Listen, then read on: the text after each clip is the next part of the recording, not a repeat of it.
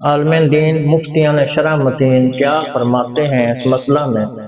کہ لوگوں میں مشہور ہے کہ حضرت علی شیر خدا کی ولادت خانہ کعبہ میں ہوئی، اس میں کیا حقیقت ہے؟ اس میں کوئی شک نہیں۔ کچھ لوگوں نے اختلاف کیا ہے کہ مولا کائنات حضرت علی المرتضیٰ شیر خدا کی ولادت جو ہے وہ کعبۃ اللہ میں نہیں، لیکن سیکہ روایات اور محدثین نے جو اس پہ کلام کیا ہے، اہل حدیثوں کے پیشوا مولانا صدیق حسن خان بھوپالی نے بھی اپنی کتاب میں لکھا ہے کہ سرکار مولا کائنات کی ولادت واقع ہی کعبۃ اللہ میں پیدا ہوئی۔ اہل سنت تو پہلے ہی قائل ہیں کہ آپ کی ولادت جو ہے وہ کعبۃ اللہ میں موجود ہے۔ آپ کعبۃ اللہ میں پیدا ہوئے اور آپ کا وصال اور شہادت اللہ کے گھر مسجد میں ہوئی ہے۔ یہ شرف جو ہے یہ سعادت بازور بازور نیز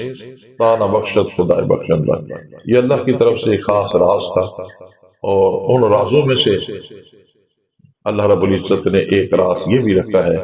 کہ مولا کائنات حضرت علی المرتضیٰ شیر خدا کی ولادت کعبۃ اللہ میں ہوئی۔ اہل اللہ نے اس پہ بہت پیاری بات اہل محبت نے کی ہے۔ وہ کہتے ہیں چونکہ جس وقت مولا کائنات حضرت علی المرتضیٰ شیر خدا کعبۃ اللہ میں پیدا ہوئے تو ظاہر ہے کہ حضور سید کائنات تاجدر مدینہ کے گھر میں مخدومہ کائنات سیدہ طیبہ طاہرہ حضرت فاطمہ الزہرا سلام اللہ علیہا ان کی ولادت حضور کے گھر میں ہوئی۔ تو چونکہ ازلی طور پر یہ فیصلہ ہو چکا تھا قدرت کی طرف سے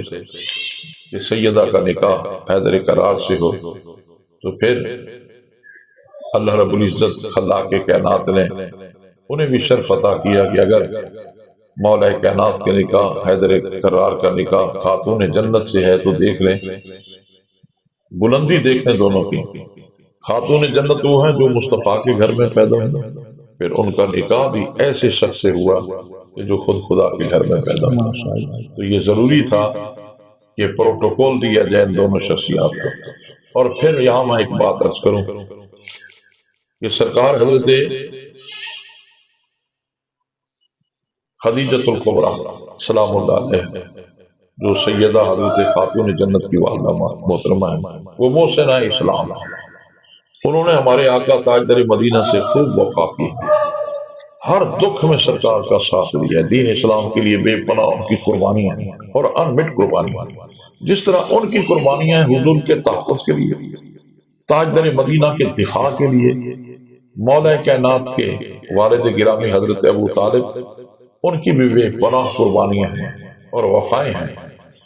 تو اللہ رب العزت نے خالق کائنات نے ان دونوں شخصیات کو جب انعام دینا چاہا کہ رسول اللہ سے وفا کی ہے تو ان کو انعام کیا ملے، حضرت ابو طالب کو انعام دینا چاہا تو مولا کائنات جیسی شخصیت ان کے گھر میں پیدا کر دی، اور سیدہ حضرت خدیجۃ الکبریٰ کو انعام دینا چاہا تو حضرت خاتون جنت سیدہ فاطمہ الزہرا سلام اللہ علیہا آپ کے گھر میں پیدا ہوئی۔ تو رب کائنات نے انعام کے طور پر حضرت ابو طالب کو علی جیسا بیٹا دیا، حضرت خدیجۃ الکبریٰ کو فاطمہ الزہرا جیسی بیٹی عطا کی۔ پھر اللہ پاک نے پروردگار عالم نے فیصلہ کر دیا کہ ان دونوں کو یکجا کر دیے جائے۔